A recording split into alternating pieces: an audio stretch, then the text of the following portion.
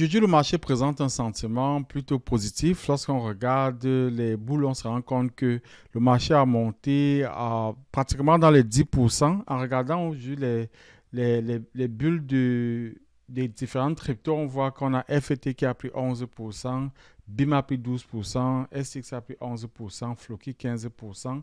Donc, on est quand même dans une situation haussière de façon sur le court terme. Ce qui est une bonne chose en fait parce que on sait que les dernières semaines ont été quand même difficiles.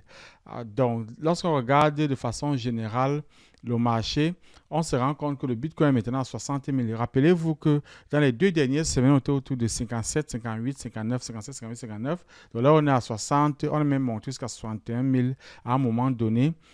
Ça a apporté pas mal de joie dans le cœur des traders crypto, mais le marché commence à redescendre quand même depuis la dernière heure.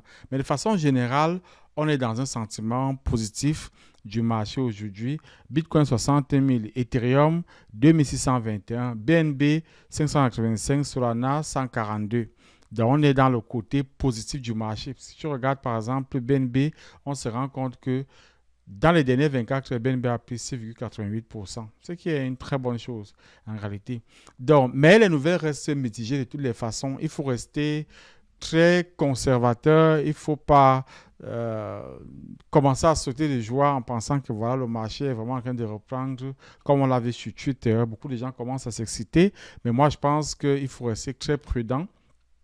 Alors, on nous dit, c'est le Bitcoin Magazine qui nous dit que on a eu un inflow. Dans les 5 derniers jours, on a l'inflow positif en fait dans l'ETF Bitcoin. Donc, 40 millions de dollars hier seulement. Donc, ça montre un indicateur positif en fait du Bitcoin. Et lorsqu'on regarde le marché le dollar, on sent que le dollar est en train de chuter depuis les derniers 24 heures. Habituellement, lorsque le dollar chute, ce qui se passe, c'est que les gens, pour conserver leur argent, le mettent dans les cryptos. Donc, l'idée, en fait, c'est que si le dollar est en train de chuter, alors le Bitcoin va monter. Ce n'est pas toujours le cas, mais très souvent, cela arrive. C'est pour ça que je dis qu'il faut rester prudent, il faut rester prudent dans les marchés et continuer à observer. C'est vrai qu'on a une petite augmentation.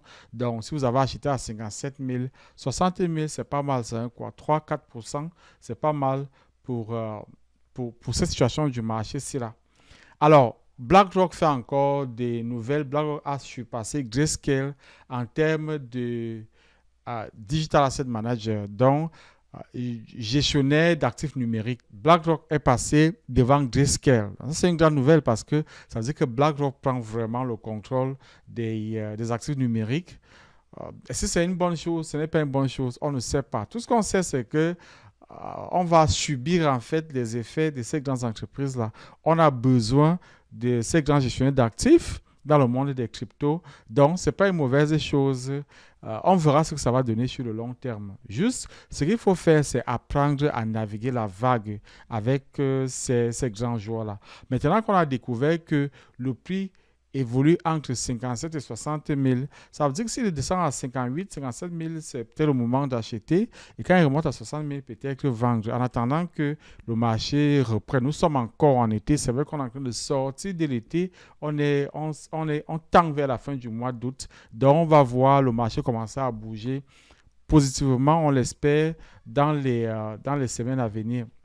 Cette nouvelle-ci, elle concerne plutôt Ethereum. Donc, l'Ethereum ETF de BlackRock a dépassé les 1 milliard de dollars, ce qui est quand même assez impressionnant lorsqu'on y pense. Mais c'est vrai qu'il faut prendre cette nouvelle avec des pincettes parce que les autres fournisseurs d'ETF Ethereum, eux, ne sont pas aussi en bonne posture que les BlackRock. Donc, encore une fois, à prendre avec des pincettes cette information-là. Mais c'est une bonne chose, en fait. Lorsqu'on regarde les nouvelles, comme on le fait ici, l'idée, c'est de voir à peu près la tendance. On sait que la valeur d'Ethereum va forcément augmenter. Si la demande continue comme elle se fait, ça veut dire qu'on a de plus en plus de personnes qui investissent en fait dans Ethereum à travers l'ETF. C'est une bonne chose. Sur le long terme, c'est une bonne chose. Alors, cette nouvelle-ci, elle n'est pas bonne par rapport au Bitcoin. On dit Bitcoin OTC Desk Balance at 2 years high. Donc, d'après CryptoQuant. Donc, Dans les 2 dernières années, on se rend compte qu'on a une grande balance de Bitcoin. Alors, OTC, c'est over the counter. En réalité, les gens qui vendent over the counter, ce sont les mineurs parce qu'ils ne vont pas dans les plateformes d'échange comme tout le monde.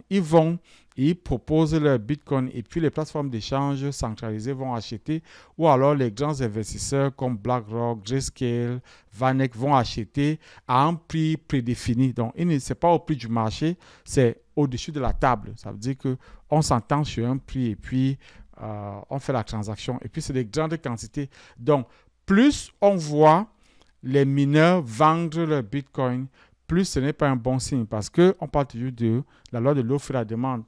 Les mineurs sont ceux qui gardent souvent les bitcoins pendant très longtemps. Lorsqu'ils commencent à vendre, ça va apporter beaucoup d'offres, donc ça peut pousser le prix du bitcoin bas.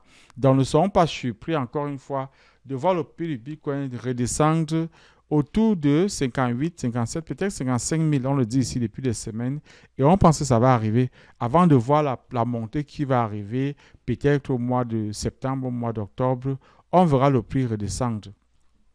Donc, voilà en fait les nouvelles qu'on a par rapport au marché aujourd'hui. Donc, faire attention avec ce qui se passe, rester attentif. Sur le long terme, on est bon avec le Bitcoin à 60 000. Tous les experts sont d'accord qu'on sera au moins 100 000 $ d'ici l'année prochaine. Mais, c'est la crypto. Il faut être patient. Il faut persévérer parce que c'est difficile de rester dans le marché de la crypto. C'est un marché qui est extrêmement volatile et il peut vous rendre